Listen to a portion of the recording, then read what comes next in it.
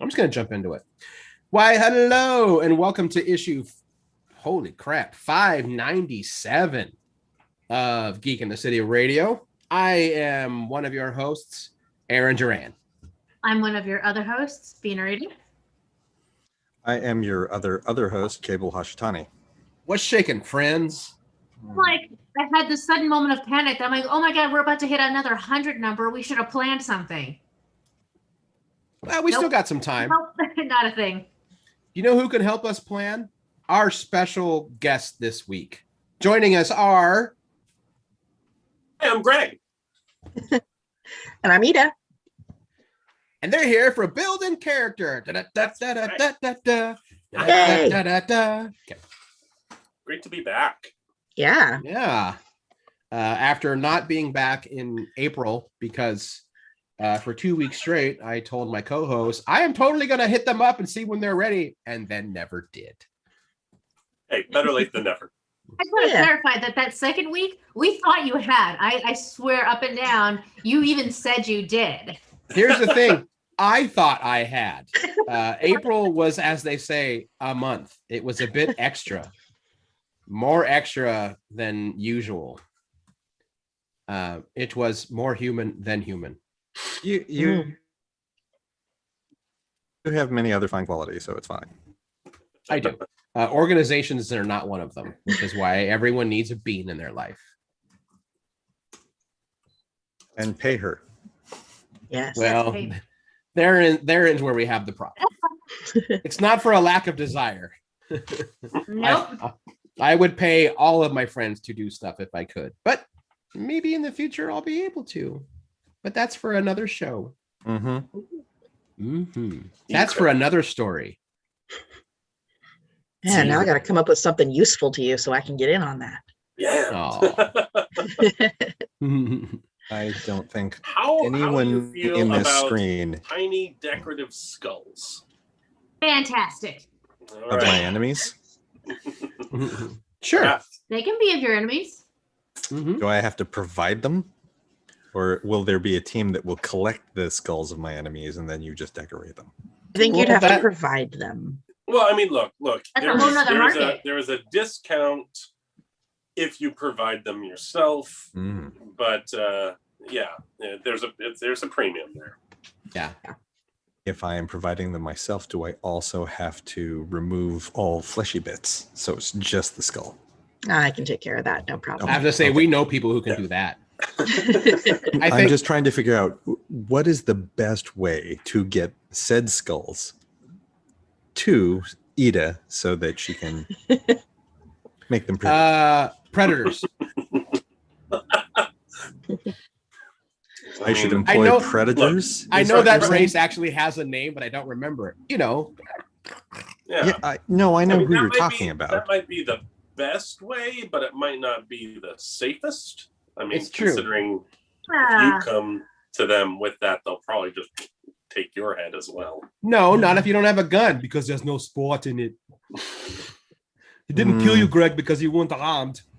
No, I think the ROI on that one needs a little bit more work.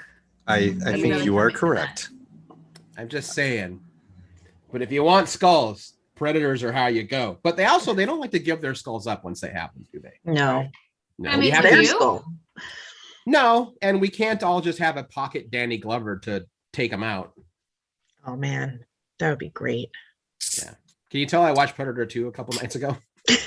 No. By the way, it's a bad movie. It's not good.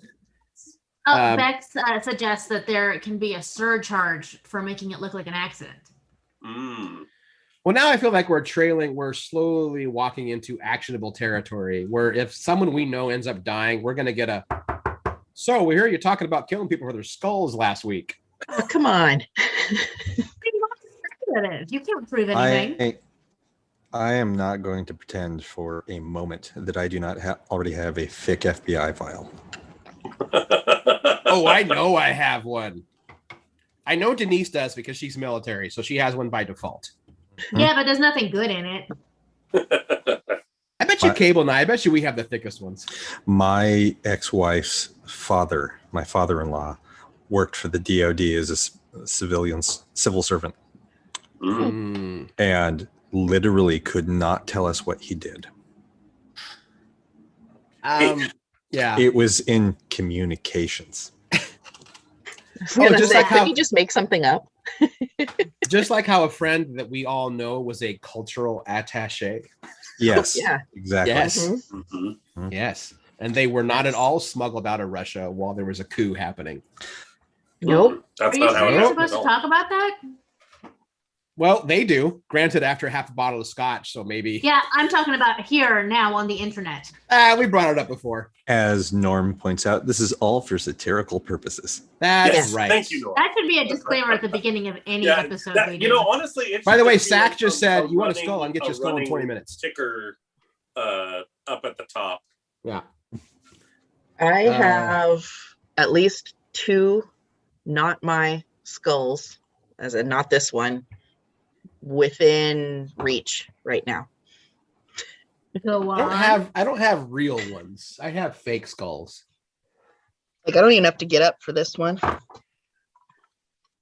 It's remnants of little raccoon. Nice. Yes, I only have fake skulls. Not you, Cable. Manuel That's only super has fake convincing. skulls. Manuel doesn't have skulls. Manuel literally has skeletons in the Say closet. the whole body. Manuel has the whole show. I'm so excited. So the Baron sent me a message the other day. He found a prop of mine that I used to use. He found Ramon, the feather duster hand. Let's just say, was it the hand? Yeah. Oh, Yes. Nice. Ramon, Manuel's Ramon. helping hand. Every Fantastic. time you said Ramon in the museum, my brain always went to Ramon Vega, my brother, who is Zorro the Gay Blade. Yes, that's kind of where I was going. One of the most. most wonderfully offensive and underrated movies ever. Mhm. I actually rewatched that thinking like, all right, in 2020, this movie's not going to hold up. First off, it so does. And second off, I realized, oh, all the gay jokes are actually at the expense of the straight people who don't understand gay people. They're not actually making fun of Ramon Vega. They think they are, But they're not. but they're not. And in the end, he ends up being the hero. I feel as though, like, I saw that when I was a kid, and like I didn't understand at the time, but Yeah. I didn't at any way, shape, or form feel like anyone was making fun of him. He was the one. No, he froze up. He was the Eric. one. What? Come back. You froze right as you did I said he freeze? was the one. He was the one that was making fun of everyone else and got away with it. Mhm. So Oh, totally, 100%. And then he's very good with a whip. I don't think Yes, I've he ever is. seen this. It's good. It's very it's very very loud. 80s. It's Mhm. very yeah. I want to say it's late 70s, but yeah, 80s. Was it before or after Love at First Bite? Before, I think. Was it? I think so, yeah. It's a good thing I have IMDb already pulled up so I can look this shit up. 81. So it was Oh, before wow. Love at First Bite. That was kind of the golden era of George Hamilton, I think. For a golden George Hamilton. Yes, a very Just the brownest white man you ever saw. That dude lived under a UV lamp. Mhm. And I just like it took everything that it is a much smarter script than people get it. Even the making fun of like their accents. But they only make fun of the Spaniards in Mexico. They never make fun of the Mexicans in Mexico. They never make fun of the Mexicans' accent. Interesting. So they only mock like Don Diego's accent, who is a Spaniard. Because there's that part where he goes to Charlotte Taylor Wilson and he's like, and look at you. He's like, and you do not smell like the ships in the fields. She's like, the what? The ships in the fields. She's like, what ships in the fields? You have never heard of the ships in the fields? You know, the little bababas? Oh, you mean sheep, Jess? That is what I said. I remember that. Yeah. Oh man. And then he gets mad at her for coming down here he gets mad at this like American woman for coming down to Mexico and telling the people that have accents that they don't have accents when they shouldn't have accents. It's a weird movie. Yeah, it sounds pretty weird. I mean, it's not funny, but definitely it weird. is. I'm sorry, and then we'll get back to the show. The other great part of that is all of the governors of the various like states of what was California when Spain owned it. Mm-hmm. So remember they all show up dressed as Zorro. They're all, here I am, and they're like, who are you? I am Luis Obispo from Bakersfield. And that joke really only sticks the landing if you're from California or the West Coast. Never been on Blu-ray. I don't think it's even been on DVD before. Really? Well, then how do they expect people to watch it? I feel like that is an oversight that the Shout Factory could probably fix. Oh my God! Yeah. From lips to everybody start sending emails now. We could get it by the end of the month. There's someone on TeePublic that understands my humor. There's a shirt that just has Zorro that says, here I am. Oof. I saw guys. A little breakdown recently of a movie that I only watched it on TV, and I remember it was so bizarre and like weird. I must have been like 8 or 9 when I saw it, and it's called Nothing But Trouble. And because Nothing But Trouble was Dan Aykroyd's only directorial picture, and he played one of the main characters in it as well, as the antagonist. And anyway, that's one that only got like a single DVD that like has no special features, no, it suffered from getting kind of chopped up in the editing room, and also having a terrible like marketing rollout for like what it was. In fact, it was supposed to be called Vulcanvania. Is this like a weird horror movie, right?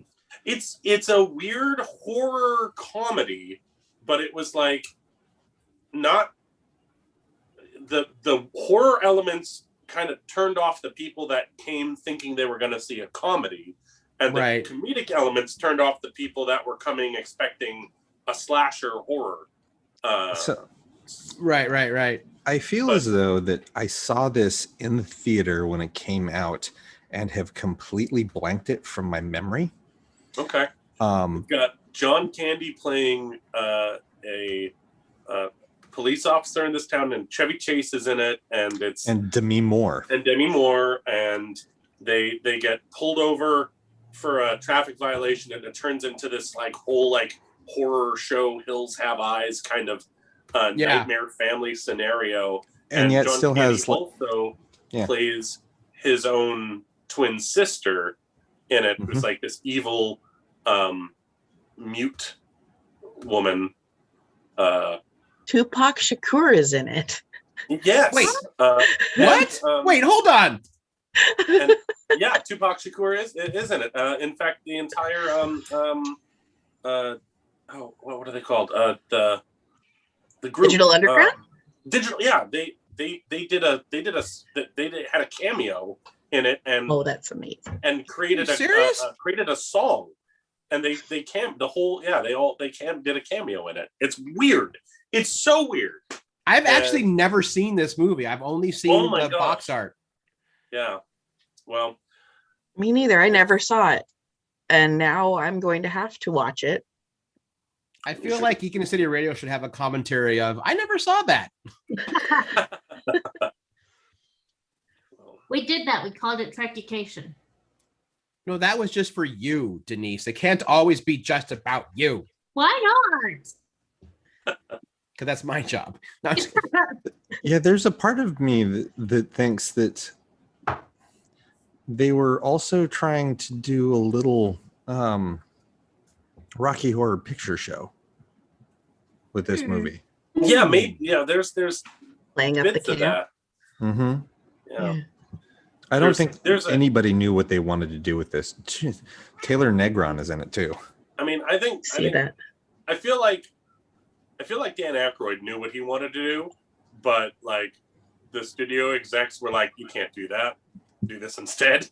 Yeah. You're supposed to make a funny comedy. You've got all the comedy people. You've got John Candy. You've got Chevy Chase. Deep down, all Dan Aykroyd ever wants to do is tell like horror stories, because his family is deep in paranormal and occult stuff. Mm-hmm. Oh, his whole family? Oh, his whole family. Like he actually can trace back some of his family to being like members of the Madame Blavatsky Society, before they became Nazis. That's when his family left, because he's Jewish, and that would have not have been a good mix-up. No, he's actually given interviews where he thinks that Ghostbusters is the most important film he's ever made, not because it's funny and fantastic, but because it is the training wheels to get people prepared for the supernatural world should it come crashing down. That's amazing. Yeah, no, he's way into it. And nothing but trouble. Another, just this is a side thing, but something else that stuck with me was there was a terrifying, and I think might be why I don't trust roller coasters, but there was a terrifying roller coaster in the junkyard of that movie called Mr. Bone Stripper that ended up that's where that was the justice system. You'd take a ride on Mr. Bone Stripper and it would completely flay you, and there'd be nothing but a bunch of bones that came out at the other end. So it did exactly what it said on the tin. It did exactly what it said. Oh, I love its original title of Vonkelvania. Mm-hmm. Which is a lot like Nothing But Trouble is a throwaway line that Demi Moore uses, and it doesn't land at all. Vulcanvania, at least, is like, what is that place? And like some of the concept art was like crazy out there and really fun and like had stuff, but then the actual, like, if you look at the official like poster, it's just like person's head, creepy house at the bottom, and it's like, this tells me nothing. Yeah, right. Anyhow, interesting. So on the show today, when we're not rambling on and on about early 80s and 90s movies that no one fucking saw, we are going to jump in and talk. Aaron, come on. I know. Hey, that's my bread and butter, man. What the viewers want. How do you think Geek in the City started? It started with me emailing the Rick Emerson show about weird ass facts about the Transformers. I'm like, you actually got this wrong. I did want to point out, but I didn't want to interrupt earlier. You said, "Oh no, I'm going to do one more thing, and then we'll get back to the show." I wanted to just blurt out, "That is the show. This is what we do." That is true. We're doing it now. Mm-hmm. We should just change the name of the show to One More Thing. That's actually a good show name. Yeah. I mean, it could be a segment for sure. It could be a segment that pops up and then like and that that's how you could make a tangent into a segment, and then at the end be like, all right, and that concludes just one more thing. Now back to our main topic. Oh, the show's over. That's a good shtick, but I don't know if we could keep it up.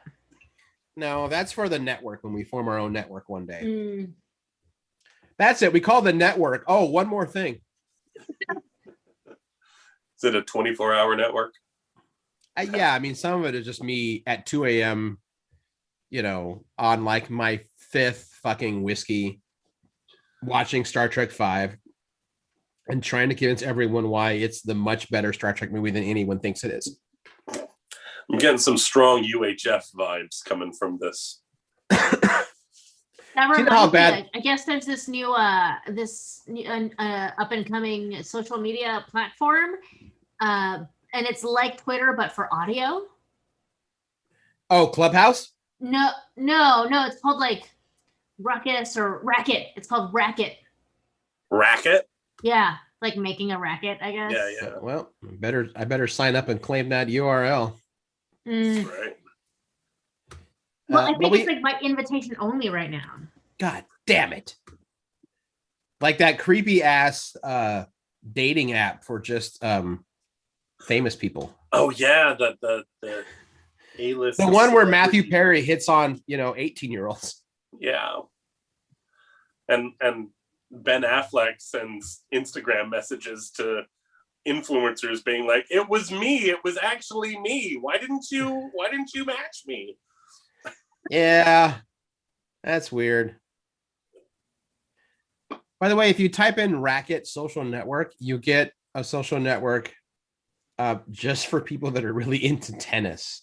So yeah, it's hard to find even. I think you have to do like racket 100 is the thing. Ooh. I don't want to be part of something that would only want John McEnroe opposed to us. It's not that. That's not So we're going to talk about the Bad Batch. And then Greg and Ida are going to do building character, and they're going to be talking about the Artificer. That's right. Yeah. One of the most difficult classes to play, especially if you're a brand new player. Which I feel bad because we have a friend. First time she played D&D, she was like, "I want to be an Artificer." Shit. Yeah. How'd that work out? Not well. Which is funny though, is the second character she picked was, "I want to be a monk." Just be a barbarian. If you want to punch shit, can you be a fighter, a barbarian? Like, don't. Okay. It's all right. But yeah, the Bad Batch. Should we jump into it? Yeah. Do it. I don't think I didn't realize it when we watched it last Tuesday, or when it aired last Tuesday, that we were going to go ahead and it was moving all the way to Friday. It's regular slot. So it's nice that we've got 2 episodes to talk about. Yeah. I chatted with one of us may have forgotten to do that today, not realizing that the second episode was already available. Yeah. And I didn't know either. I actually was just logging on like to my PS4, and I was going to watch something on like Netflix or whatever, but the PS4 gives you all the different channels. And this was like either Sunday or Monday morning, and it was like episode 2 of the Bad Batch. I'm like, what? And then I looked it up and was like, oh, they've changed their. So that was like the premiere day, and then they went, here's our regular scheduled time. Yep. So basically, we got 2 in the first week, just not on the same day. Correct. Because they did not do a good job of telling us that. No. I think they put the information out there. It was more important for them to make sure that they hit May the 4th. May the 4th. That makes sense. For whatever it's worth, we can go ahead and talk about both episodes if everyone else has seen them, because I've already been spoiled on things that I am assuming are revealed in the second episode, and I saw it coming anyway. Right. We could talk about the second episode because my opinion is that not a lot happened in terms of forwarding the plot for the second episode for me. Sort of. Character growth, but not like, oh my God. So. Sort of. Yeah. So, all right. So. I'm fine to do both, is what I'm saying. So yeah, well, let's just jump into it then. The Bad Batch is the spin-off of the Clone Wars, basically, for those who somehow don't know of listen to this show. About the they're not called the Bad Batch though in universe, right? No, they're special unit unit number 99. Unit 99, that's what I thought.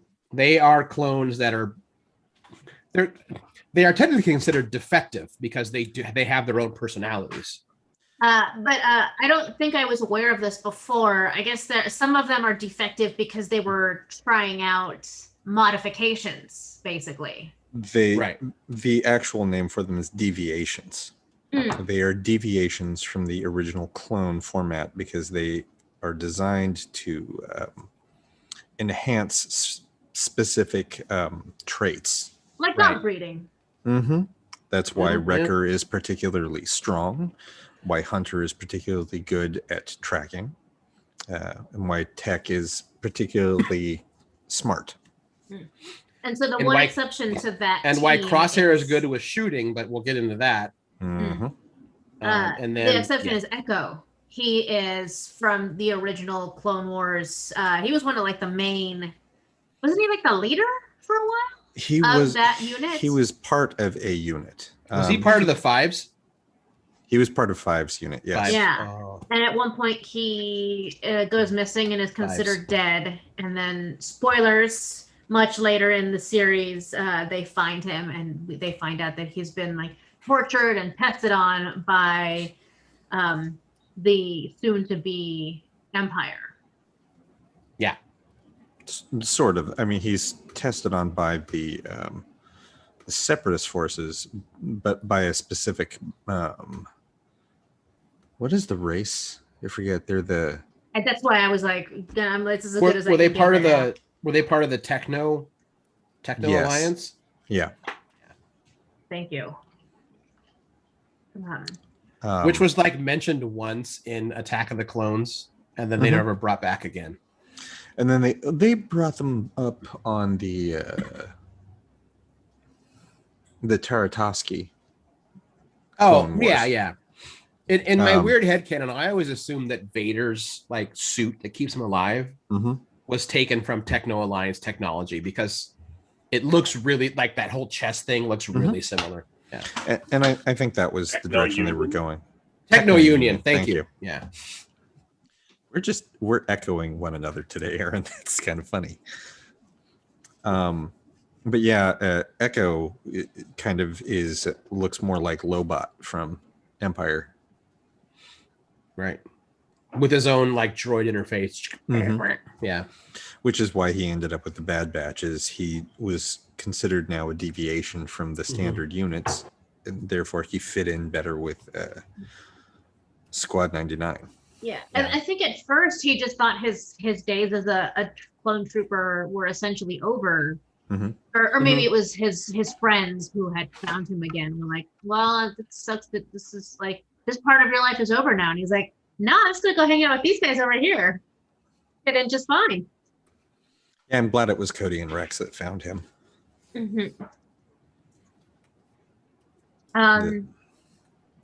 They were kind of the daddy and big brother of all of the clones as far as the Clone Wars was concerned. Right. Yeah. So the Bad Batch, I kind of knew the Bad Batch was going to deal with Order 66. I didn't think they were basically going to fucking open with Order 66. Drop you in media res. Well, I also guess technically it's a few minutes before it gets called. But yeah, basically, I also didn't expect to have that much of an emotional reaction to watching Order 66 again. It's hard, especially because in the Bad Batch, here comes some spoilers. We have always known how Caleb no longer had his master, but we've never seen it. And people who know the animated parts of Star Wars have come to love Caleb and who Caleb became. So to watch Caleb lose his master, and it was perfectly shot, perfectly written for the best emotional punch. Yeah. Order 66 is still rough to watch for me in any incarnation. So I was less moved by Order 66 when I first watched Revenge of the Sith in the theaters. So you mentioned that the other day when the day that I watched the first episode, we were talking about it. And I think it's less about like your age then versus now than it is about the quality of the storytelling. No. Because I feel the same way. I'm like, I don't remember like caring this much about Order 66 when I saw it happen on screen the first time. I appreciate that's your thoughts and that you're bringing me into that. That is 100% not why. I was very angry with Revenge of the Sith. I was very angry with the Star Wars, the entirety of the Star Wars universe at that point. Like Revenge of the Sith left me with the feeling of like, fuck, Palpatine was right, and I don't like that at all. Because at that point we had been shown that yes, the Jedi were corrupt. Yes, the Jedi had fallen far away from their mission, and seeing that side of that then made it really hard for me to connect emotionally with watching the Jedi die. It's like, Oh fuck! As far as I understand, they all had it coming, and that was also kind of a lot of my worldview at the time. Right. And Lucas didn't do the best job in writing, but he kind of hinted that individual Jedi were good. It was a leadership that allowed themselves to be manipulated and clouded, and they fell. My moment, and then we'll get back to for me, it was Order 66 was rough because on a concept, I liked the Jedi.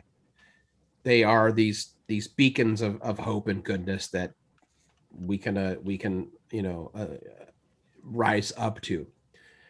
The thing that actually got me in Sith more than anything else was watching after the Yoda and Palpatine fight, where Yoda essentially loses and he's crawling through air ducts to escape.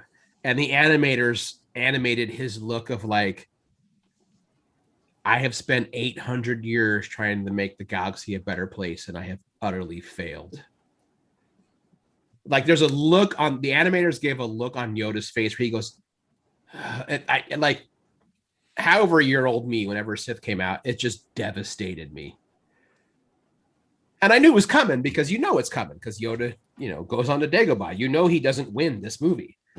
But something about seeing Yoda acknowledge that he has utterly failed in his desire for peace was really heavy on me. And I think as the years progressed, I projected all of that onto Order 66.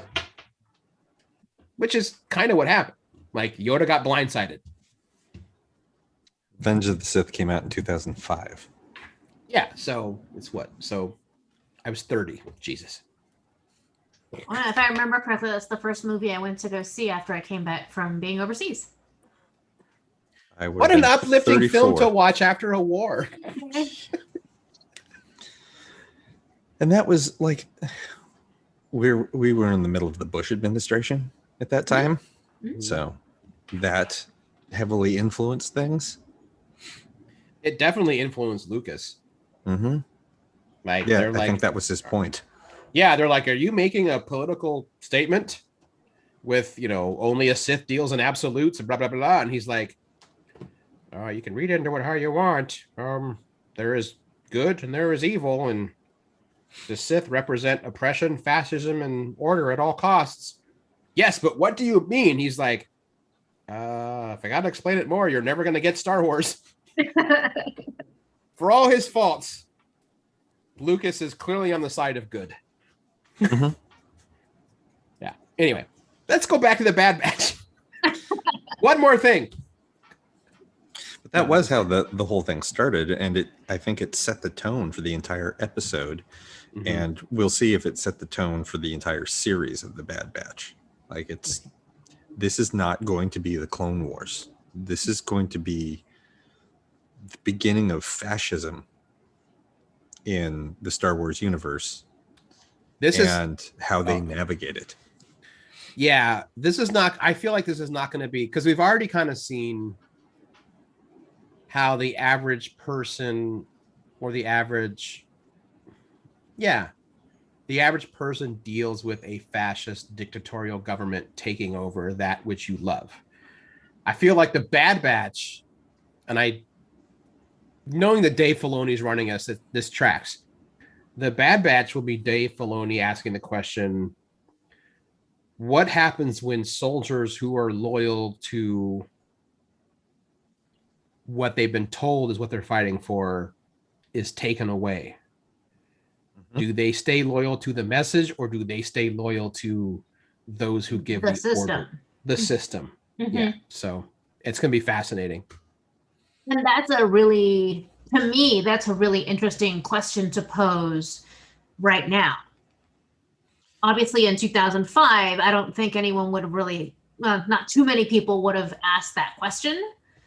But right now, a lot of, not just myself, but a lot of veterans that I know, or veterans that I'm like tangentially associated with, have like very similar negative opinions about the war that we were in the middle of in the early 2000s. And I guess in some ways I'm like relieved and sometimes somewhat a bit surprised by how many people are like, yeah, that was bullshit and we never should have been here, and the military is just a fucking machine that's not really helping anybody. I see a lot of that coming into play here. I think that's part of the story that they want to tell with this, is that when you have no country left to fight for, what do you fight for? Mm-hmm. And I think it's going to be neat to see the Bad Batch learn that fighting for themselves is important, and then fighting for everyone else is going to be important. And I really think they're going to do that through the viewpoint of Omega, who is the other character that they introduced in the episode. Yeah, I'm excited to see what they're going to do with her in terms of story arc. Mm-hmm. I saw an article that was mentioning like, okay, well, we already know that there is no Omega in chapters 4, 5, and 6 or beyond. So who is this character? Where did they come from? And what happens to her? I think that people need to stop using that as a metric of, oh, well, we're never going to see these characters again. We didn't see Ahsoka Tano in 4, 5, and 6, and she showed up in The Mandalorian. Yeah, right. That's good. Well, and also, like, we don't see fucking anyone from Rogue One. Doesn't stop them from being an important part of Star Wars. Correct. Mythos. Right. So Actually makes it maybe more powerful, honestly. I do want to say that, no, I'll get into that when we get there. Sorry. So I'm assuming you guys are talking about Omega. We Yeah. just started to, really. I am fascinated by that character. In that also, Omega is the first female clone we've seen. Mm-hmm. Which is why she fits in with them. She's also a deviation. right. But I think, another intentionally created one. Mm-hmm. I don't know why I can't shake the idea that Omega is going to be force sensitive, and I don't know why. Because they're foreshadowing that. I think they are, yeah. I agree wholeheartedly with Merrick's assessment at the end of the episode when, watching Omega pick up the blaster, fire for the first time, watching Tech pilot the ship. She's like, oh, her specialty is mimetic.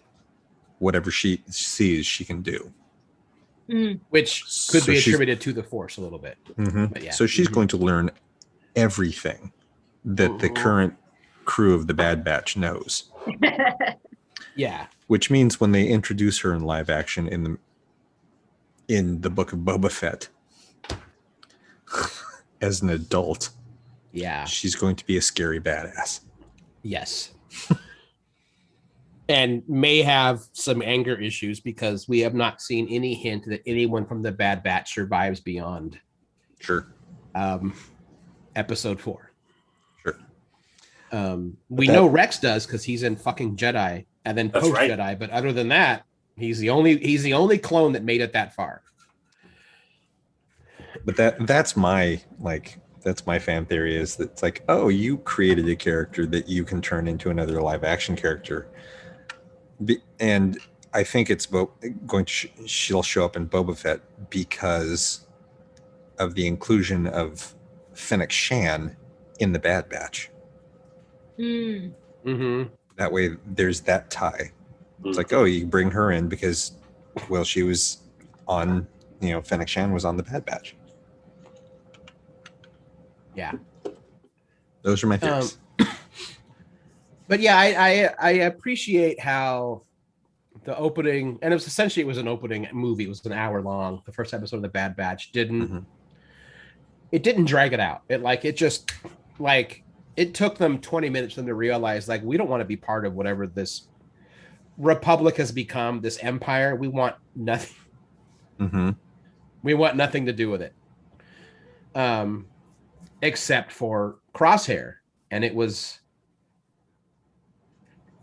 rough to watch, knowing, especially if you follow the Clone Wars and you've seen the Bad Batch before, Crosshair was always the more edgy one, but they were the Bad Batch. You know, they were, you know, what was it, Unit 99? Mm-hmm. And the moment he said, like, soldiers follow orders, I was like, oh, this is not going to. And he's being a sniper, he's arguably one of the most dangerous elements of Bad Batch. Mm-hmm. You know, he can take out Wrecker from a mile away if he has to, if he's given the opportunity. He can take out any of them. You know, the sniper is arguably the most dangerous part of that group in the initial salvo. Which is why that makes the having him switch sides really adds the drama to the story, because if we thought that the Empire was going to be chasing the Bad Batch, that's not much of a threat, because we've seen how inept the Empire becomes. Yeah. And right now they're figuring their shit out. Yeah, and it's actually more arguable that the Empire, at least in terms of their on the ground troops, get worse. Mm-hmm. And the Bad Batch can just clean up a fucking garrison of stormtroopers, but they're not facing the Empire. They're facing one of their own with, like, Tarkin's guidance. Mm-hmm. Can never forget the element of Tarkin, who is fucking dangerous and evil. I would argue that Tarkin is probably actually more evil than the Emperor. The Emperor kind of has a bigger picture. Tarkin just wants order under him. Mm-hmm. Tarkin's scary. Tarkin's incredibly scary. Which I think Tarkin's one of my favorite villains. Oh, he's great. He's so good. How so good. Just unflinching he is to his ideal. Yeah. And I appreciate that as much as like he was a bad guy in A New Hope, it's been the Clone Wars and Rebels and now the Bad Batch that have really showcased. No, he's not just a bad guy, he's a fucking bad guy. Yeah. He'll this is a man that would actually consider shooting a child in the face. Yeah. But They only gave the order to destroy an entire world like it was nothing. Yes. Mm-hmm. Because it was nothing to him. I, The gain of doing that meant that the next 10 planets fell in line immediately, and he had less work to do. I think I brought it before. There was an element in the old West End role-playing game that goes into, like, the background of Tarkin. Mm-hmm. And a lot of that is kind of canon because a lot of that old stuff was taken right from Lucas's notes. And when Tarkin was just a governor, he was ordered by, I think he was ordered by Palpatine to help put down a protest on Chandrila, on Mon Mothma's planet. And he's like, all right, I will deal with the protesters. I will listen to their grievances, and we will make the Empire stable. There shall be no arguments within the Empire. And in this little side column in the old Star Wars role-playing game, when they found out Tarkin's in orbit, he's going to come down, he's going to talk to us. They protested more, so they really made their attention. He just landed on all of them. Just dropped a ship on all of the protesters and literally walked out and said, negotiations are over, and then left. And in the book, it's told at that moment, he was promoted to Grand Moff. So that's Tarkin. Really quick in the chat, listener Scott brought up this interesting idea, knowing that Filoni is really good at taking elements that don't make sense in a trilogy, like the prequels and now maybe the sequels. Scott suggested that what if Omega is the initial precursor to the comedians cloning Palpatine? They're testing it. Can we clone a Force user? Like, we've been given this order, we don't know who it's from. Can we integrate midichlorians into a clone? Because Filoni doesn't shy away from midichlorians. He's like, it's part of the canon. Work with it. Yep. It's interesting. I don't dislike that idea, honestly. So I think we'll see more as the show progresses. How many episodes are the season again? The episode, I feel like originally saw that there's supposed to be 16 to 20 episodes total. Oh, but wow. That might be over 2 seasons. Well, that's wow. Okay. Okay, 2 seasons. That's different.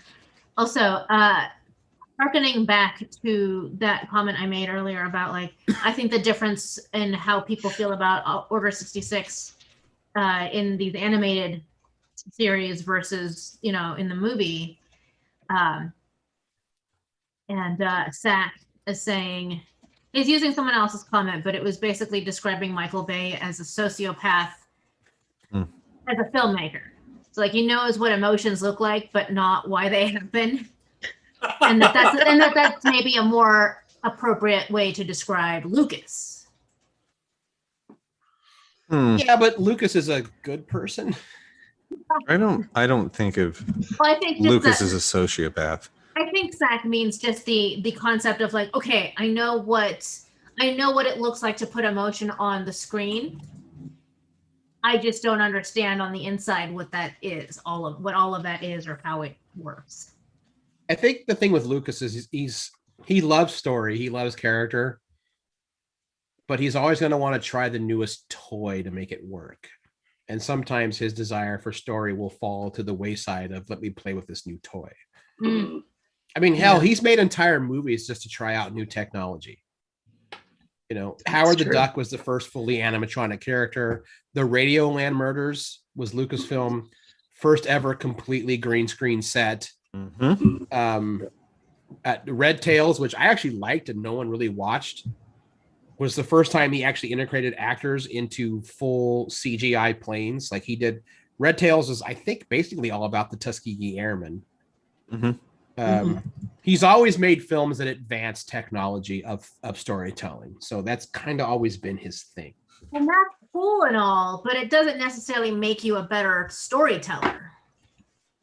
That's why Lucas is a good idea person, and then someone else should do the story, should do the movie. Yeah. And I think that's like the crux of that statement is like, okay, yeah, George Lucas can make a cool film or like make a blockbuster, but is he really telling that story? Like, is he putting that idea into the best formats and expressions possible? Yes, because he's telling the story he wants to tell. Well, this is I like. We may not like it, but he's telling the story he wants to tell, and it's his stuff. He's an independent filmmaker. These are his toys. Well, they were. Well, yeah. To be fair, it's his story. It's his story. It's his concepts. I guess it should be whatever he thinks it should be, but that doesn't mean someone can't take the same idea and do a better job of it. Oh, sure.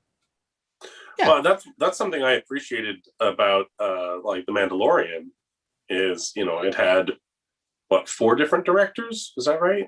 5? I can't remember. But the roundtable, I believe, was 6. Yeah. 6. Okay, yeah. Jon Favreau, Deborah Chow, Dave Filoni, Bryce Dallas Howard, Taika Waititi. Fuck. What is man. I always forget the other guy's name. Damn it. Well, Robert Rodriguez was in season 2. Yes. No, that's not who I'm talking about.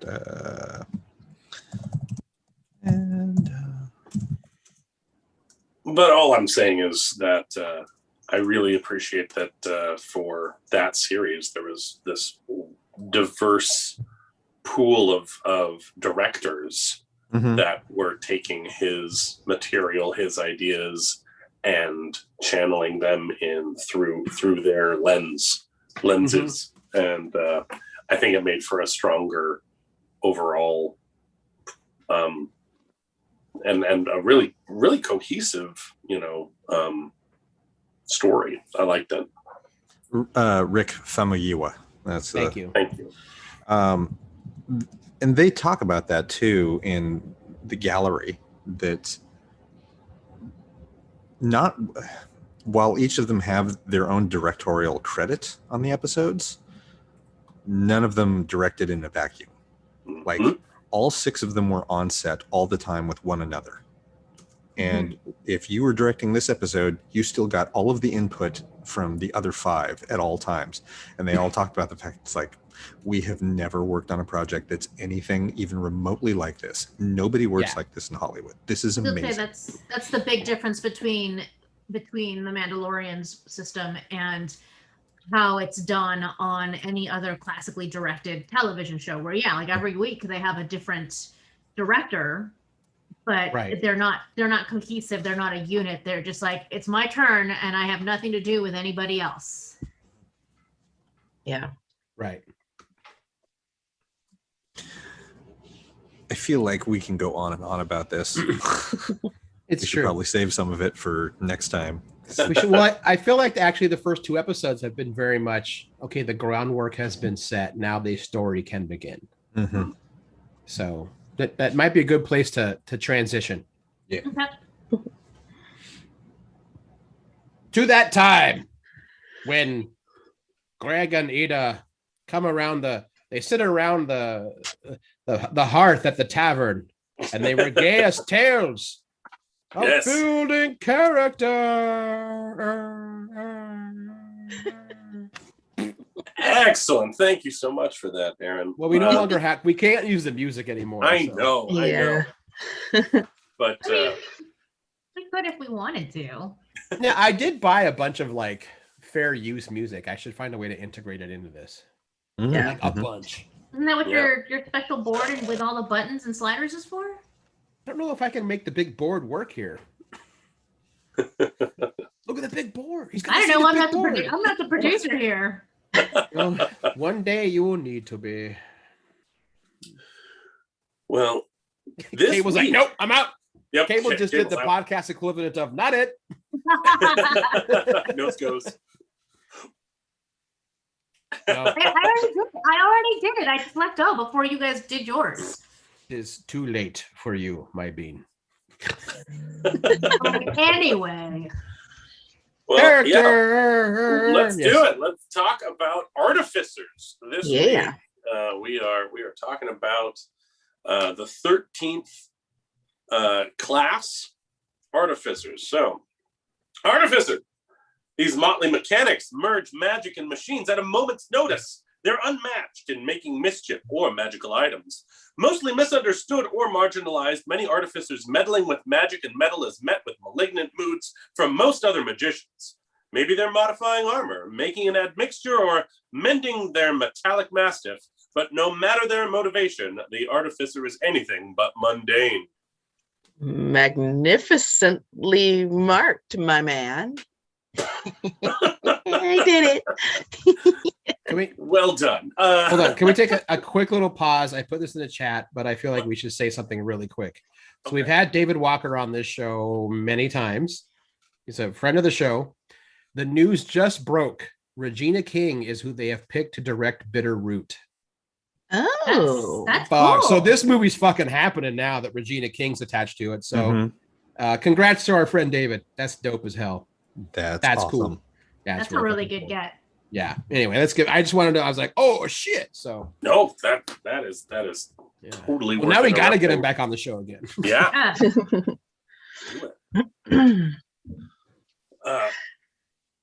So artificers. Sorry. It's no. That's awesome news. Don't apologize. That's great. Artificers were introduced in the Eberron setting, but made the jump to all settings through the book Tasha's Cauldron of Everything. They are a complex but rewarding class, straddling the lines between caster and skirmisher. In my experience, we talked a little bit about this, Aaron. It's best to play them like a wizard or a sorcerer, staying out of the fray until 3rd level when they get to specialize into a subclass. But I am getting ahead of myself. Let's begin with the basics. I got you. So their hit dice are D8s. So they're tougher than your average wizards or sorcerers. Also, unlike wizards and sorcerers, they are proficient with armor, both light and medium, and shields, plus all simple weapons. They're also proficient with thieves' tools, tinker's tools, and then a type of artisan tools of your choice. Then they have a diverse array of skills that you can choose from. You get 2 choices from Arcana history, investigation, medicine, nature, perception, and sleight of hand.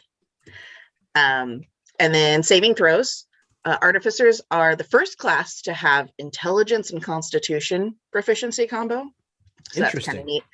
Yeah, so it means that they're good at resisting poisons and diseases as well and like mental attacks. And then since they're around dangerous chemicals and dubious magic, they're also like pretty sturdy. So that's pretty cool. And what all of that means character-wise is if you plan on playing an artificer, you really need to look ahead and decide what specialty you want to go into and really lean into that early. So you can have, pretty commendable AC right out of the gates, as high as 18. That is impressive. Yeah, and so you could focus on being kind of like the fighter in your party, or you can pick locks and stick to the sidelines and be kind of like a rogue, or you can utilize your infusions and spells and sort of fill the role of like a wizard or sorcerer, but if you don't have a clear direction setting foot, like at the beginning, it can feel a little bit scattered and become kind of frustrating because you're only okay in these situations at first, and you're not really excelling in them like you would as that rogue or that wizard or that fighter. So looking at the class features for Artificer kind of help understand what makes it so unique. Greg, you've got that stuff, yeah? I do. Yeah, so first and foremost, artificers get an ability called magical tinkering. It's kind of an artificer's special form of prestidigitation. Gives you kind of a good idea of how an artificer uses their magic. You have learned to infuse a spark of magic into mundane objects. You have to be using thieves' tools or artifice tools in hand, and you touch any non-magical tiny object as an action and imbue it with one of the following properties. The object sheds bright light up to a 5-foot radius and dim light to an additional 5 feet. The object continuously emits your choice of an odor or nonverbal sound, wind, waves, chirping, etc., that can be perceived up to 10 feet away. Or a static visual effect appears on one of the object's surfaces. This effect can be a picture, up to 25 words of text, lines and shapes, or a mixture of these elements as you'd like. So this effect lasts indefinitely, but there are some limitations. A single object can only bear one of these properties at a time, and the maximum number of objects you can affect is equal to your intelligence modifier. And then exceeding that maximum number causes the oldest property to immediately end. But there's a trove of ways this can be used. Arcane graffiti, odor or sound-based distractions, forging documents to bypass checkpoints like Doctor Who psychic paper, have a tiny focused penlight from a whittled twig, recreate your own odor on a few ball bearings and sling them down hallways to throw off pursuers who are tracking your scent, like copy a map. Create unsettling whispers on a coin and slip it into the pocket of a guard to freak them out. It goes on. The main factor is that they can do all these things, but you have to have those artisans' tools, and you have to tinker with something mundane to make it go. And that kind of plays into how the artificer casts their spells. So they have to, like Greg was saying, have access to their thieves' tools or their artisan tools because they're tinkering away, and those become their arcane focus. And it's encouraged to kind of reflavor the spell descriptions to be more akin to mixing a potion on the fly or pulling out a gadget, to get the same effect. So if you, as an artificer, were to cast the cantrip Mage Hand, maybe you place a circlet on your head, and using your own brain waves, you are able to move a wooden articulated hand covered in arcane sigils, and creepy puppet it. Kind of cool. That's cool. Yeah. And then, so like a warlock, you have 2 cantrips of your choice from the artificer's spell list. But unlike the other classes, when you gain a level, you can switch out those cantrips for a different one. So if it doesn't work out so well, you can just swap them in. Let's see. Oh, and then they use intelligence as their ability score. We talked about that a little earlier. So when choosing and casting spells, yeah, keep that in mind as far as like your int goes. And then like a cleric or a druid, an artificer can prepare different spells from the artificer's list each day. So, you know, it's a little bit of like prep work in between on your during your rests. The number of times an artificer can cast spells is pretty limited. They only start with 2 first-tier spell slots, and then they progress kind of the same way that a paladin does. So they top out at 5th tier. And then lastly, like a wizard, they can cast some spells as rituals if that spell is tagged as such. So those are all things to kind of keep in mind when looking at spell things. Yeah, that's them at first level. So that's your kit at first level artificer. Already there's a lot you can do and a lot of places you can go. At second level, they gain the ability to imbue mundane items with magical infusions, turning ordinary objects into magical ones. You gain 4 infusions at level 2, and there are some limitations. If you die or your magical mark fades and the items become mundane again after a number of days pass equal to your intelligence modifier. If you switch out one infusion for another, the item loses its magical nature immediately, and no item can bear more than 1 infusion on it at a time. If you attempt to infuse more items than your level allows, just like your magical tinkering ability, the oldest infusion disappears as you apply the new one. But what are these infusions? They are they range from creating specialized magical weapons and armor to creating wondrous items such as like a bag of holding or a cap of water breathing. So you can just make that. You don't have to like look for one in a dungeon or in a magic shop. You can create these magical items, these wondrous items.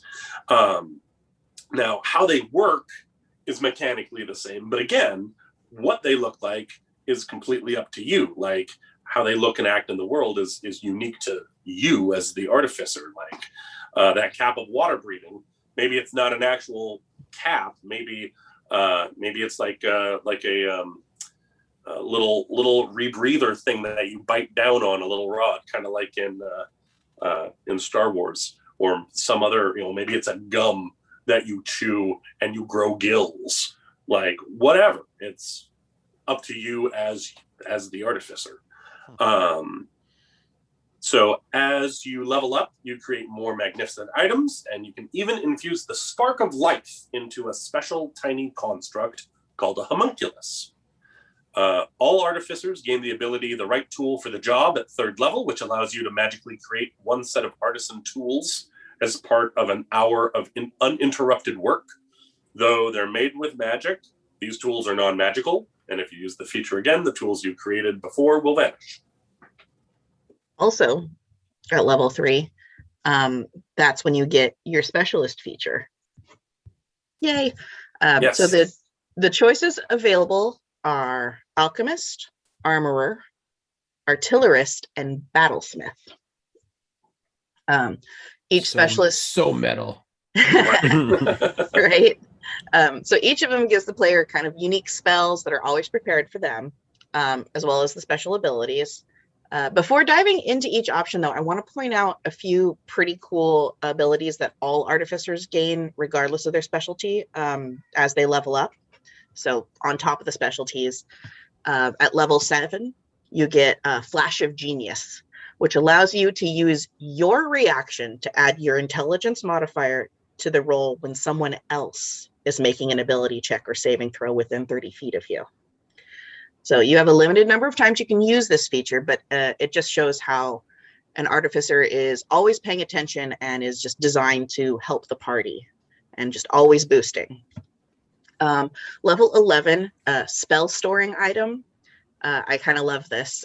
You can house a low level spell in a simple or martial weapon or in one item, and you can use it as like a spell casting focus.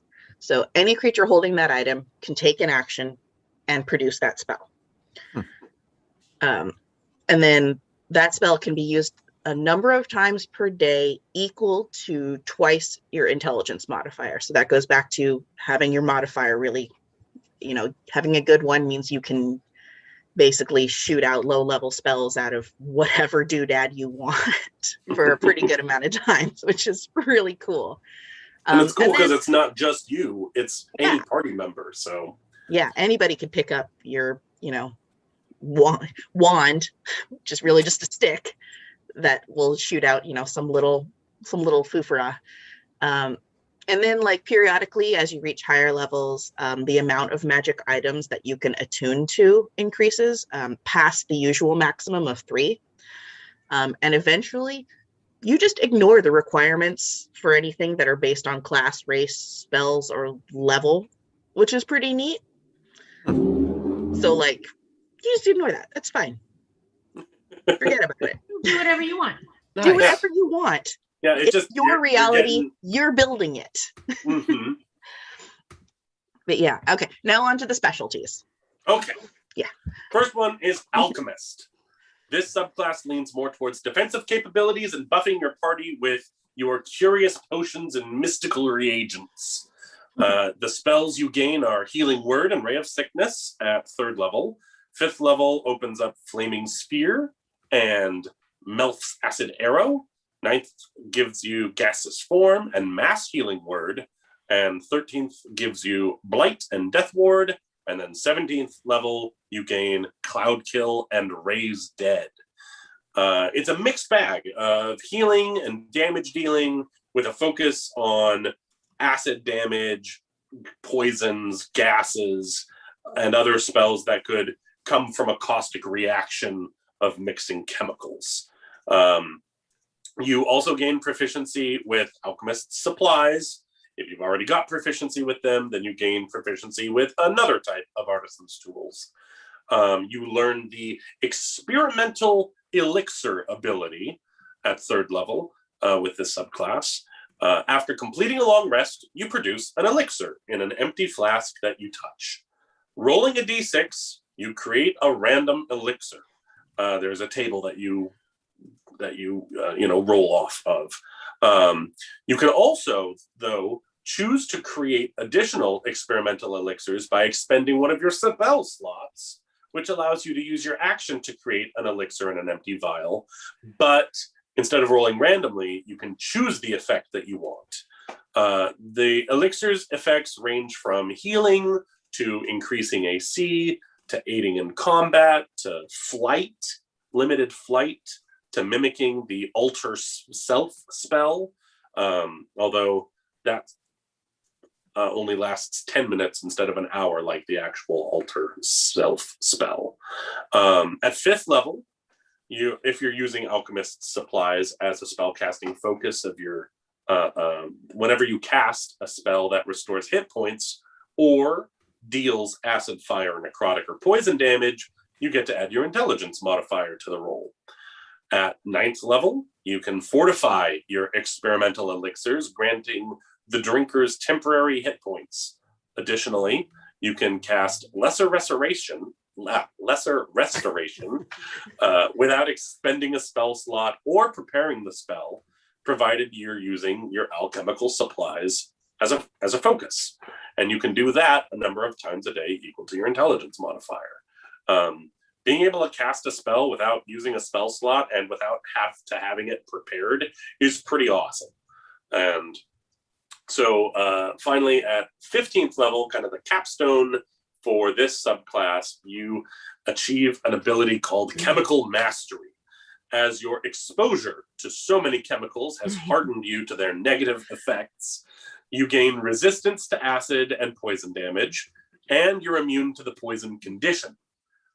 And you can cast Greater Restoration and heal without expending a spell slot, without preparing the spell, and without material components, provided you are using your alchemist supplies as the focus. Once you cast either spell this way, you can't cast that spell with this ability again until you finish a long rest. But that's the alchemist. Pretty zesty. Yeah. Next up. The next up is the armorer artificer. So as an armor specialist artificer, you craft special armor that's enhanced to hone your magic, unleash potent attacks, and generate pretty formidable defense. So at 3rd level, you become proficient in heavy armor and gain proficiency with smith's tools if you haven't already done so, in order to create your signature armor. An armor artificer gains magic missile and thunder wave at 3rd level. Then mirror image and shatter at 5th. Fucking thunder wave. Yeah, thunder wave. We have someone who has played a bard in multiple games, and his favorite spell is thunder wave. Not just True any story. thunder wave, but as if the bard was Ace Frehley playing thunder wave. Yeah. Anyway, I'm So well we could accustomed cut to at thunder third wave. level. Well, to cast it, you have to scream thunder wave. Yeah. Yes. Well, that's part of it. duh. Yeah. Let's see. 5th level is mirror image and shatter, and then 9th level is hypnotic pattern and lightning bolt. And then fire shield and greater invisibility at 13th, and then pass wall and wall of force at 17th. As you can tell, armorer spells are focused on high offense and defense. They don't fuck around. And then onto the armor itself, your arcane armor, like, it's fancy. You've crafted a remarkable suit of armor that is a conduit for your magic. And as an action, you can turn a suit of armor that you're wearing into your arcane armor, so long as you have smith tools in hand. Cue the magical transformation music. Transformation sequence. Yes. Exactly. So you gain the following benefits. If the armor normally has a strength requirement, not for you. You don't need to deal with that. You can use the armor as a spellcasting focus for your artificer spells. The armor attaches to you and can't be removed against your will. It also expands to cover your entire body, although you can retract or deploy a helmet as a bonus action. Pew, pew, That's kind of cool. pew. So like Iron Man and shit. Exactly. Yeah. The armor, and this is my favorite one, it actually will replace any missing limbs, functioning identically to the limb it replaces. Wow. And then, you can doff or don the armor as an action, easy peasy, in out, very much like Iron Man. Also at 3rd level, you can customize that armor, choosing one of 2 options, Guardian or Infiltrator. So each of the models includes special benefits as well as unique weapons. So when you attack with that, the weapons that you can get from there, you add your intelligence modifier instead of strength or dexterity. So again, going back to that really nice intelligence modifier, definitely keep that. Let's see. Oh, and then you can switch between those 2 modes when you finish a short or long rest, provided that you have your smith tools in hand. So it's not like a major commitment either. So the 2. Guardian mode is intended to place you in the front lines, right in the middle of the fight. You are in the fray. It comes with thunder gauntlets and a defensive field. Yeah. Thunder gauntlets are considered simple melee weapons when you aren't holding anything in them. It deals 1d8 thunder damage on a hit, and a creature hit has disadvantage on attack rolls against targets other than you until the start of your next turn. As the armor magically emits a distracting pulse when the creature attacks someone else. And then your defensive field, as a bonus action, you receive temporary hit points equal to your level in this class. So you can use this bonus a number of times equal to your proficiency bonus and regain all expended uses after a long rest. It is all about being that tank, being front and center, and drawing fire away from your squishier allies. Our listener Norm just said this class is so metal it could be a Molly Hatchet cover. You're damn right, Norm. Now, the infiltrator armor, so the other mode, comes equipped with lightning launcher, power steps, and a dampening field.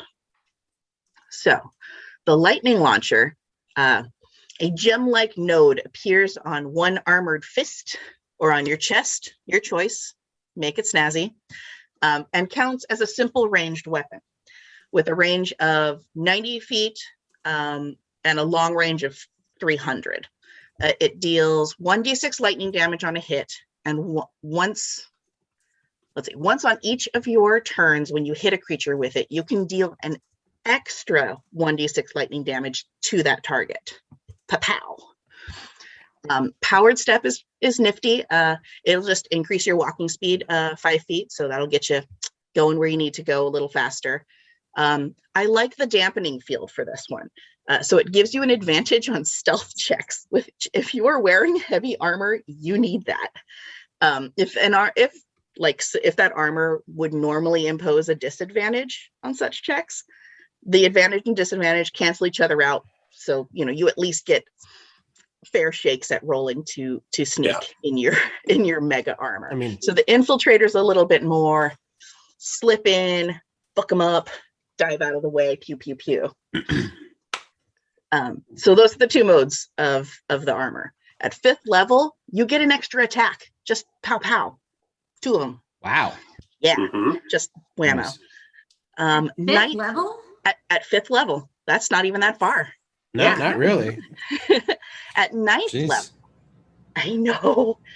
I really want to play one of these so badly. Same. So at 9th level, you get armor modifications. So it allows you to count your armor as separate items for the purposes of your infusions. Oh, Break shit. it up. Yeah, so the armor becomes chest piece, boots, helmet, and then the special weapon. Each of these items can bear one of your infusions, and the infusions transfer if you change the armor's model. So, it doesn't matter. You still don't have to commit completely to Infiltrator or Guardian. Let's see, what else? Oh, the maximum number of items that you can infuse at once increases by 2. But those 2 items must be part of your arcane armor. So that just gives you even fancier armor, and you're just made of weaponry. Level 15, you have perfected armor. The Guardian model gains an ability that whenever a huge or smaller, so huge size or below, creature that you can see ends its turn within 30 feet of you, you can use your reaction to magically force that creature to make a strength saving throw versus your spell save DC and pull that creature up to 30 feet towards you to an unoccupied space. It is get over here. So you can use, so you bring the target in, and then you can make a melee weapon attack against it as part of that reaction. So it's come here and let me slap you. You can do this a number of times a day equal to your proficiency bonus, which at that point at level 15 is a 5.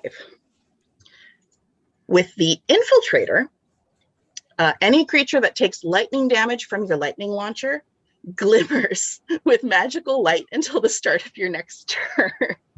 And that glimmering creature sheds a dim light in a 5-foot radius, and it has disadvantage on attack rolls against you as the light jolts it if it attacks you.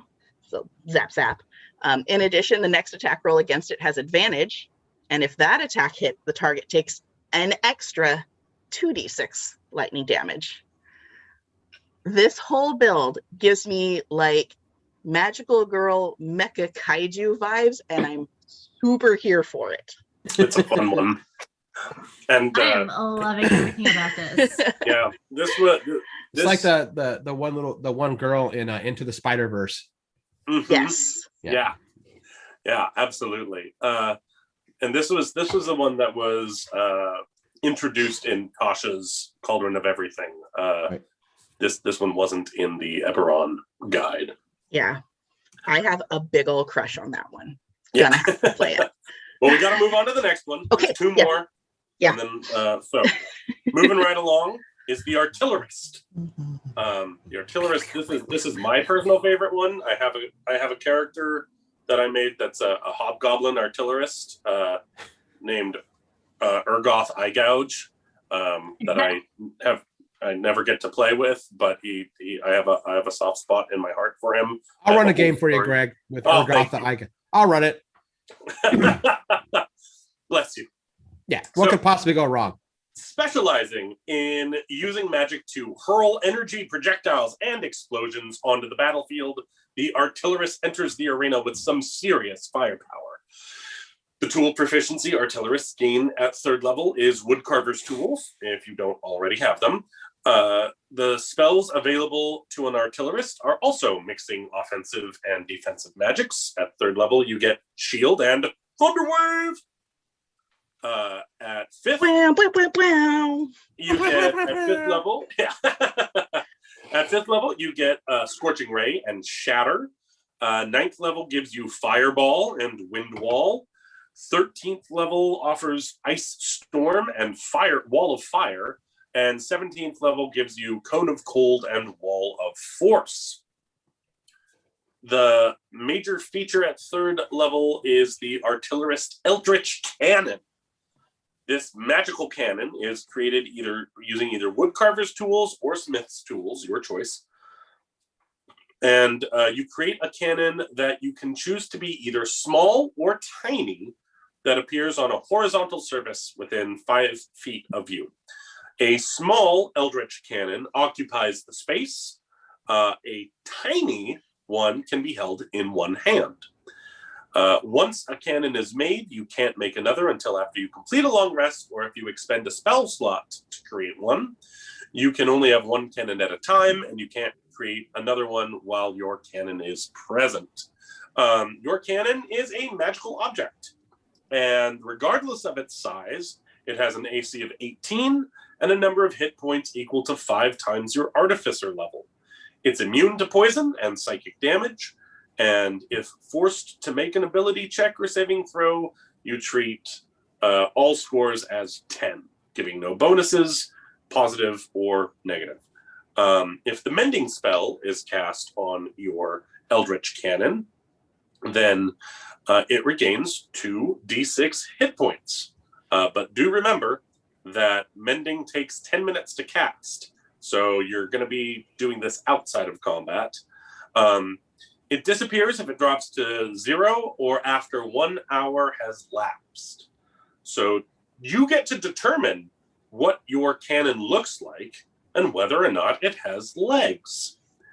This is important because you determine the type, which we'll talk about in the moment. But on each of your turns, you can take a bonus action to cause the cannon to activate if you're within 60 feet of it. As part of the same bonus action, you can direct the cannon to walk or climb up to 15 feet to an unoccupied space, provided it has legs. The types of cannons are Flamethrower, Force Ballista, or Protector. Flamethrowers exhale fire in an adjacent 15-foot cone. All creatures in that area have to make a dexterity saving throw against your spell save DC. Failure means they take 2d8 fire damage, or half that on a success. The fire also ignites any flammable objects in the area that aren't being worn or carried. The Force Ballista creates a ranged spell attack at one creature or object within 120 feet of it. On a hit, it takes 2d8 force damage, and if it's a creature that hits, that creature is pushed up to 5 feet away from the cannon. So it packs a wallop. And finally, the protector type. The cannon emits a burst of positive energy that grants itself and each creature of your choice within 10 feet of it a number of temporary hit points equal to 1d8 plus your intelligence modifier. So just like a healing, like a mobile healing station, magical healing station. I choose to believe that's a confetti cannon. It might be, depending on what your magic looks like. It absolutely is just a confetti cannon. Mm-hmm. At 5th level, you gain Arcane Firearm, which allows you to carve special sigils into a wand, a staff, or a rod over the course of a long rest. When you do, you use this rune-covered firearm as a spell-casting focus for your artificer spells. You can roll a d8 and add the number rolled to the total damage the spell deals. So if you cast any spells using this special firearm, it does an extra d8 of damage. 9th level makes your cannon more destructive. All damage rolls increase by a d8. And as an action, you can command the cannon to detonate while you're within 60 feet of it. Doing so destroys the cannon and forces each creature within 20 feet of it to make a dexterity saving throw. Failure results in the creature taking 3d8 force damage and half as much on a success. And finally, at level 15, your specialization caps out with Fortified Position, where you and your allies have half cover within 10 feet of the cannon as a result of a shimmering field of magical protection the cannon emits. Also, you can have 2 cannons out at the same time, creating them with the same action, but not with the same spell slot. You can activate both of them with the same bonus action, and the cannons can be identical or different types. So you could be the D&D version of Doc Holliday and say, I've got 2 cannons, 1 for each of you. Yep, exactly. Nice. That's all that matters. Mm-hmm. All right. And then the last one is the Battlesmith. It's something like a combat medic mixed with a mechanic. The Battlesmith gains proficiency with smith tools, much like the armor. If you don't already have them, you get them here. The spells that they gain as part of the specialization are Heroism and Shield at level 3, Branding Smite and Warding Bond at level 5, Aura of Vitality and Conjure Barrage at 9th, and then Aura of Purity and Fire Shield at 15th. And then lastly, Banishing Smite and Mass Cure Wounds at 17th. I'm sorry, did you start with Branding Smite, as in that's one thing? Yes. Yeah. It's a paladin spell. It Please is. tell me it's like bitch slapping someone, but it also marks them. It does. Basically. Battlesmith feeling like Denise maybe is like, well, I need being disability. Okay, so here you are at 3rd level. You've chosen the Battlesmith. You get your battle ready ability, gaining proficiency with martial bonuses or martial weapons, and then letting you use your intelligence modifier instead of your strength or dexterity when you attack with a magic weapon. Cool. 3rd level also introduces your Steel Defender. It's a construct. It's a little companion buddy for you that's friendly to you and your crew and obeys your commands. You can choose if it's bipedal or quadrupedal, and it shares your initiative in combat and acts immediately after you. It moves and uses reactions on its own, but will only take the dodge action unless you use your bonus action to issue a command to take a different action. So it's not like adding another, super fighty character. It's kind of like just boosting your own stuff. The mending spell will heal the defender. And if the defender has died within the last hour, you can use your smith's tools to revive it by expending a spell slot. It can repair itself as an action, deflect an attack as a reaction, and has a force-empowered rend attack that you can use. So that's pretty nifty. And then at 5th level, you gain a second attack. which I just love that. Simple, easy. Get another one. Do it again.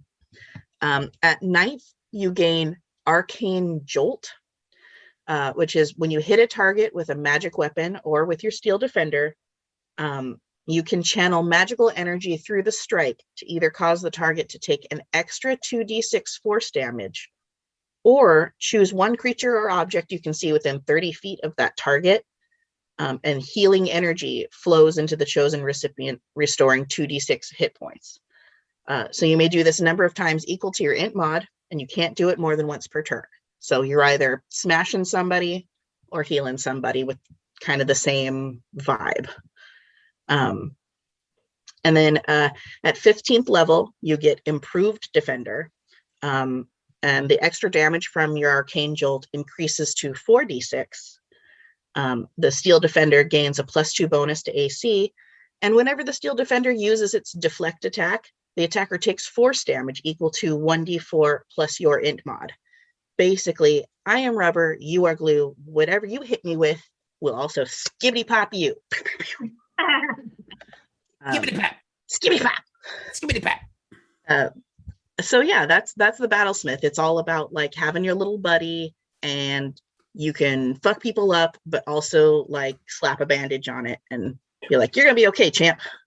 Yeah, it's a real neat, and like the cool thing with the Artificer class is like, depending on the specialty that you choose, you get to dip into paladin spells, you get to dip into ranger spells, you get to dip into warlock or wizard spells. It's a real mixed bag. You could have a team of 4 artificers and each one would feel super different, which I think would be pretty cool. It actually sounds kind of cool, right?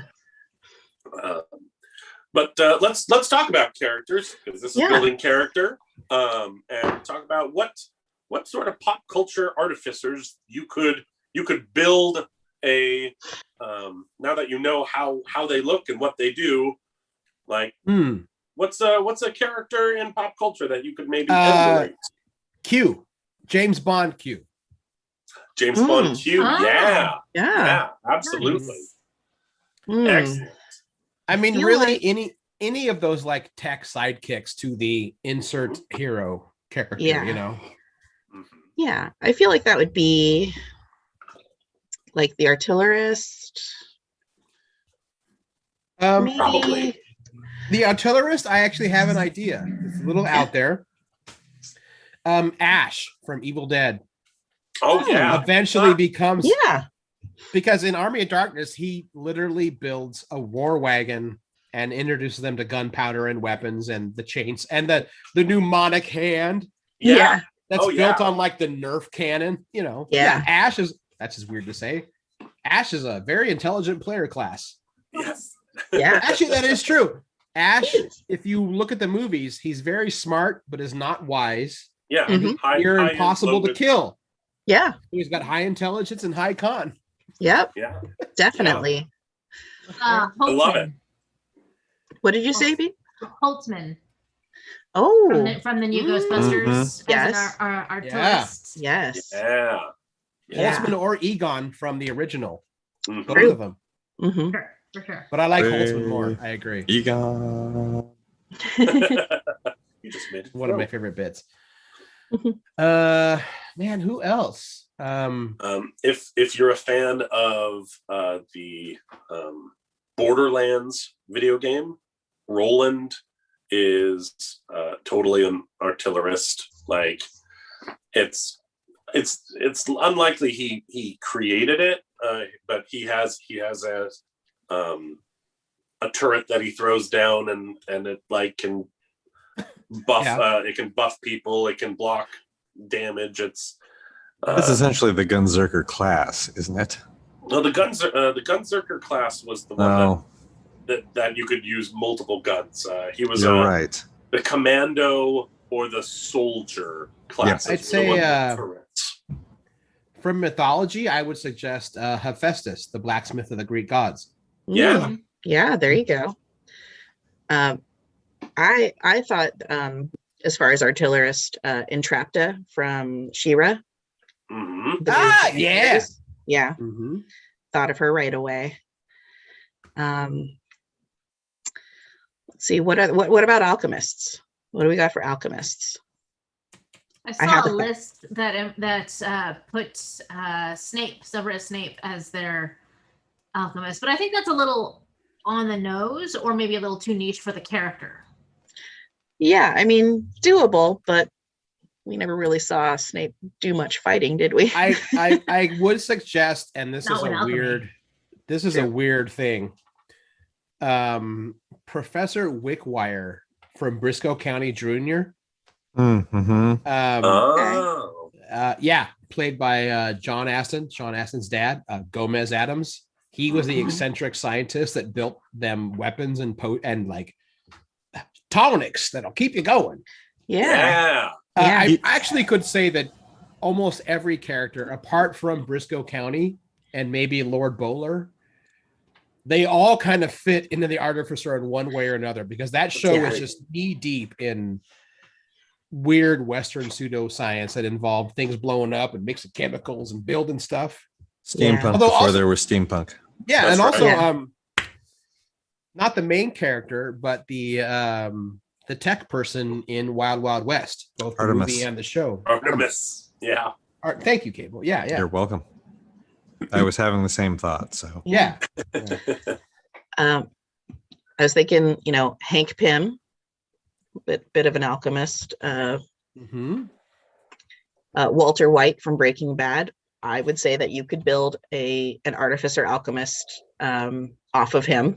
Oh man, that's He definitely used his chemical knowledge as a weapon. that's a Ravenloft build alchemist. Damn, I want that. I want someone to do that. Walter White in Ravenloft.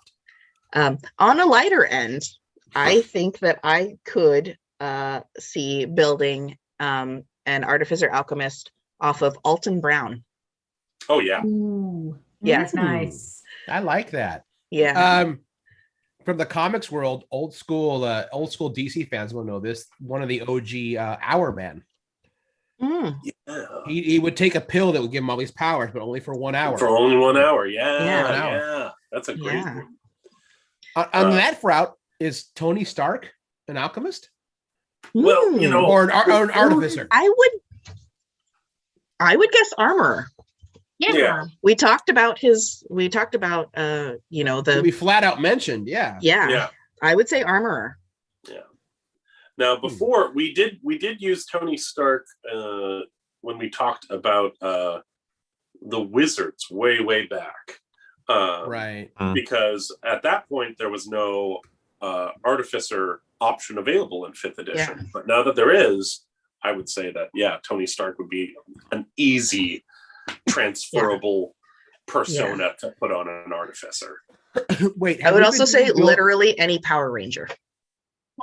Yes. Yeah. Power Rangers. Also, have we been doing building characters so long that the artificer wasn't D&D 5e canon until now? Yes. Yeah, we have. Yeah. We skipped a few months. We did. Yeah. Eberron came. Yeah, that's true. Let's see I here. blame Some myself. other I would say another armor artificer would be Green Goblin. mm-hmm. Osborn's a bit of a scientist himself. Yeah. So This one's also Damn super it, Craig. super on the nose because it's in the title. But the younger brother in Full Metal Alchemist, Alphonse, Yeah. he is fully a suit of metal held together by alchemy and his soul. that's true. I Yeah. would say both brothers would count as armorers, but I haven't seen much of it, so Oh, maybe man. I'm wrong. It's No, one of my all-time favorite. I haven't dark. watched it at all either. It's either, dark. so I don't know okay. if you'd like it. It's It's like good. it It's gets good, real but it's sad. dark. Yeah. I like dark stuff. I'm not always big on the pacing of anime stories. I have For sure. I get fussy. Sometimes they take a yeah. while to get to the meaty stuff. Mhm. Yeah. I mean, some things are very fast paced, like furikuri, or Mhm. some things Which are paced Enjoyed Furikuri. right, So, or yeah. the pacing is Dragon Ball Z. Those are the two extremes. Mhm. Oh I my think- God. Yeah. Yeah. It's like, why is I this would fight add- lasting 12 episodes? Yeah. Because no one's fighting. I would add another potential artificer is the character of Beeman from the Constantine movie by Max Becker. The guy who made all of Constantine's, he built the shotgun that had dragon breath in it. He's the guy that built all of his weapons. 100%. Yeah. Okay, what about Total side note, battlesmiths? that Constantine movie is so underrated. It's actually legit good. Mhm. It's legit good. Mm-hmm. Anyway. I agree. The Keanu one? Yeah, Yes. it's good. Good. Yeah. Okay. What about Anyway. battlesmiths? Man. Crickets. That actually might be more akin to Hephaestus from Greek mythology. Could be. Yeah. Yeah, because I could- because Hephaestus just made weapons. Well, It's the true, he battlesmith, was- the key with the battlesmith is you have this. You have a buddy. Yeah, the steel defender, a metal animal, quadruped or biped that can provide some healing and defense, but also attack. Right. I would argue- I have a Is Mega concept. Man a silly answer to that question? Sure. What do you got, Bean? All right, so is Mega Man a silly answer? Okay, I have a thought about that. Okay. and I have a follow-up character, but go ahead. Because you said Okay. artillerists, right? No, for we battlesmith. were talking about battlesmith. So, because we talked about Mega Man, and I argued that Dr. Light would be the battlesmith since he technically made Mega Man. Mm. See, but Mega Man has a mind of his own, and he's not a companion that follows Dr. Light's whim. So Dr. Light's really good at it. So I have two characters from pop culture. Okay. The first one would be Baxter Stockman from Teenage Mutant Ninja Turtles because he Okay. built the Mousers. Oh. Yeah. My Yeah. other one that I'm actually more proud of is Soundwave from Transformers. You never really see Soundwave fight. He just hits a thing, goes rumble, ravage, savage, attack, and he sends his minions out and they attack for Yeah. him. Nice. That would totally be a battlesmith. Yes. Yeah. Yeah. Um, Fans of Overwatch, May would be a battlesmith. She's got the little doodad. Yep. her little Yeah. buddy that helps cryogenically. Yeah. What about no, never mind. So, That doesn't work. I would also, I don't know where he'd fit in, but I think Donatello from, you mentioned Baxter Stockman. They're I think very Donatello similar. They're very could also similar. be an artificer. Maybe you could. I would argue that because Donatello managed to reprogram Metalhead, that he could be considered a battlesmith. Yeah. All right. I'd buy that. But Jimmy Neutron's sure. a battlesmith. Nice. Jimmy Neutron is totally a battlesmith. He's got a little dog friend. Goddard, I think his name was. Yeah. Oh shit. What's his name from Battle Angel Alita? The dad. Ido? Yeah. Basically, yeah. Yeah, Nice. Ido would be. Oh, let's see here. Maybe. I actually think all of the Power Rangers would be more of a battlesmith because they control the Zords. You could make that argument. I don't. I allow Yeah. it. Zords. I didn't think about Zords. Yeah, I don't see Zords as Motherfucker always forgot about operating- Zords. I'm trying to think But of. Zords don't operate independently of the Power Rangers. But you know what does? Voltron. The Voltron Lions do, I believe. So maybe the team from Voltron would be battlesmiths. I thought the Voltron pellets still had to be in the individual lions to form Yeah, they Voltron. do.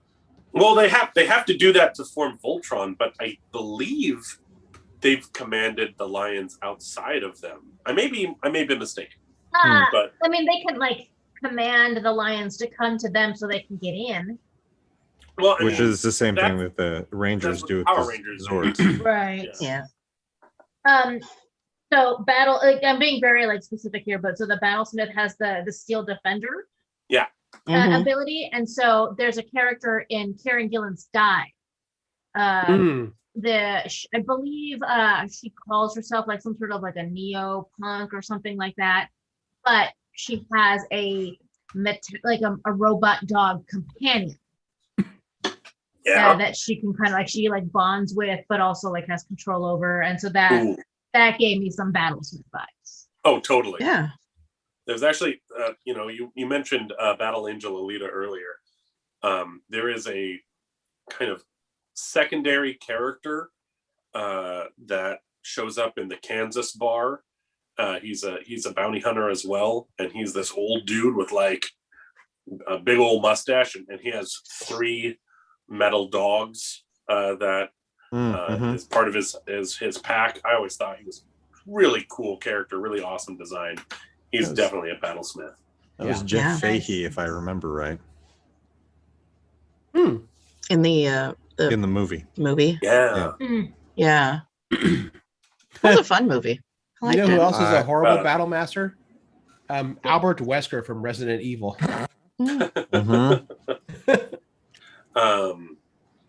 That's timely.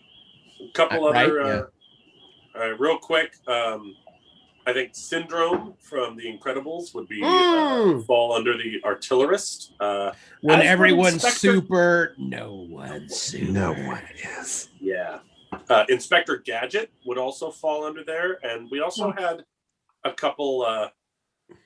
Inspector. I see you looking, Cable. Inspector Gadget. I feel like he actually made his own stuff.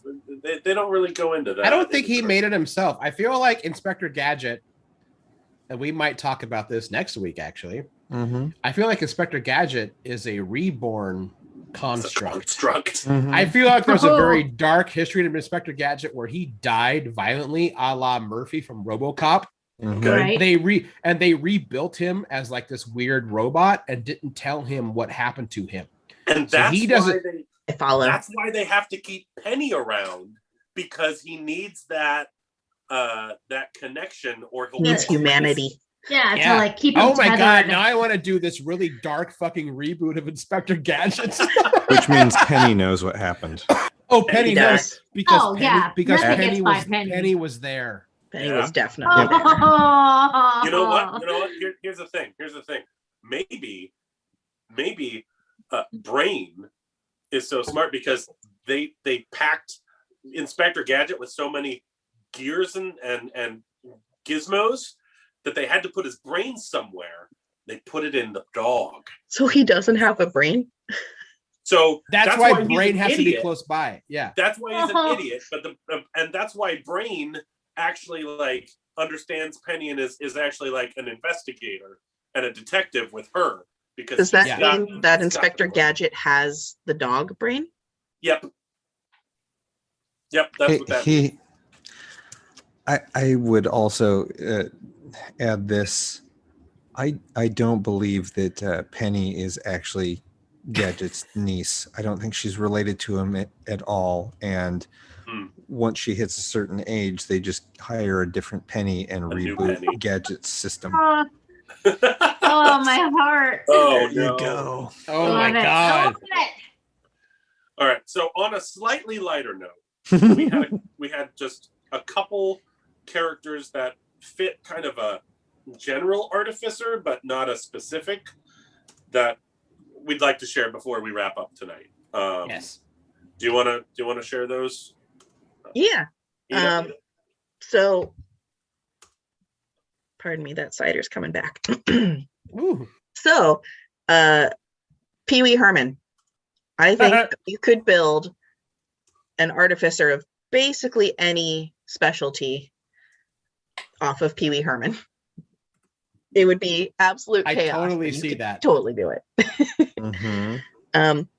Wallace and Gromit, either one of them. Both of them. I feel like that would actually be a darker version too. They have a darkness to them. They do. There's a childlike glee to Pee-wee, but not Wallace and Gromit. Because they're English. Basically. And then Gadget from Rescue Rangers, she could be slotted into any of those and it would be so fun, so cute, and really effective. Yeah. I also appreciate through the span of building characters how many times we have gone back and referenced that 90s Disney afternoon with Darkwing Duck, DuckTales, Rescue Rangers, Tailspin. Like, I feel like every character we have found a role in D&D in one form or another. Yeah. Which just means because we love them. They raised us. It also means that we need to hook up with Disney and Wizards of the Coast and create the Disney afternoon source book. Or we just merge them all into one separate plane of existence, the Duckverse. Yes. We attribute PC classes to all of them. You guys think I'm joking? This is actually a solid idea, by the way. I like this idea enough that I hope you mute it out of the recorded show because I don't want anyone to steal this idea from you. No, it's okay. I think it's even more plausible now when you have things that are mashed up out of the Disney universe, like, I don't know, the Muppets doing Haunted Mansion. Yeah. Don't bring that up. I'll just giggle. I'm sorry, what? You didn't know about this, Bean? The Muppets are doing the Haunted Mansion? Yeah. For it coming out in fall. The Muppets Haunted Mansion. Yeah. Okay. We got to stop. They're adapting the Eddie Murphy movie. You shut your whore mouth, Greg. You know what? You know what, Greg? Mute. But the sad part is we can't hear how hard he's cackling right now. That doesn't matter. You know who can see it? Is the people who watch us live. I hit the ass to unmute. It's on him now. He knows that.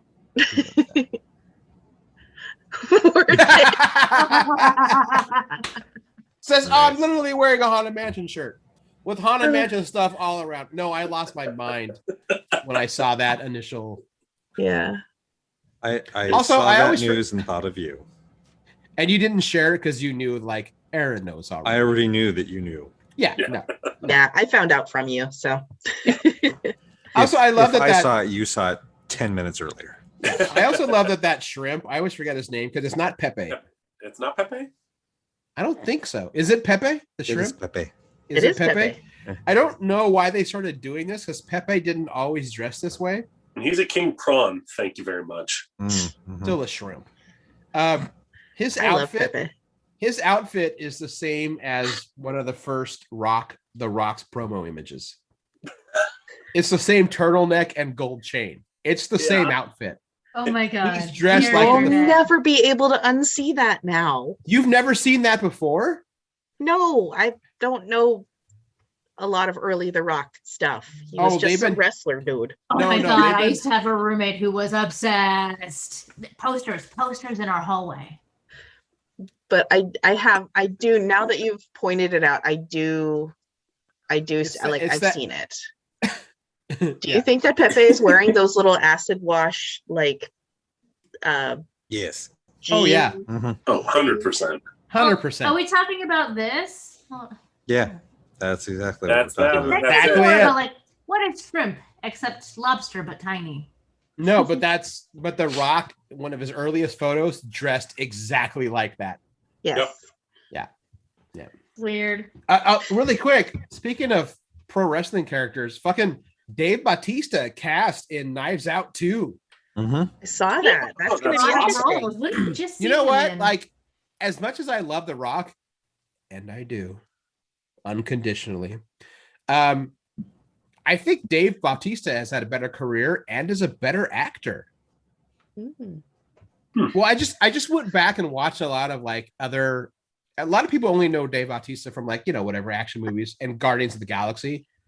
But I also feel like The Rock crawled so that Dave Bautista could fly. It's true. And The Rock has like a shtick. Yeah. I feel like Dave Bautista actually wants to do different things. Because like a few weeks ago, I watched Hotel Artemis and I forgot he's fucking great in that. The last Blade Runner movie, he's great and heartbreaking in that. He's in Blade Runner 2049 or whatever. He's in it. He doesn't have a big part, but he's wonderful in it. His character in Hotel Artemis is fantastic. And by the way, Hotel Artemis is fantastic. People should watch that movie. He is the reason that I do want to watch Stuber. Yeah. Oh, it's hilarious. Mhm. It's great.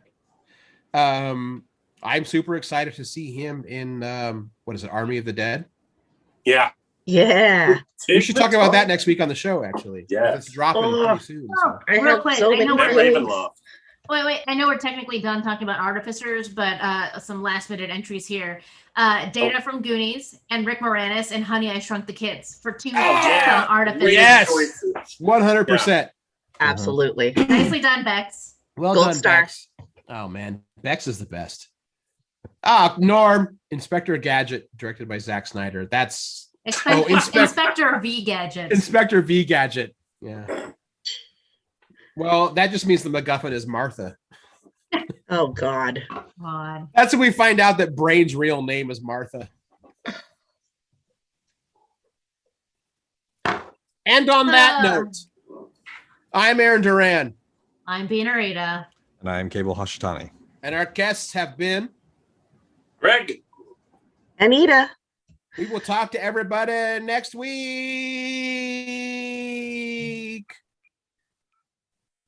Bye, y'all.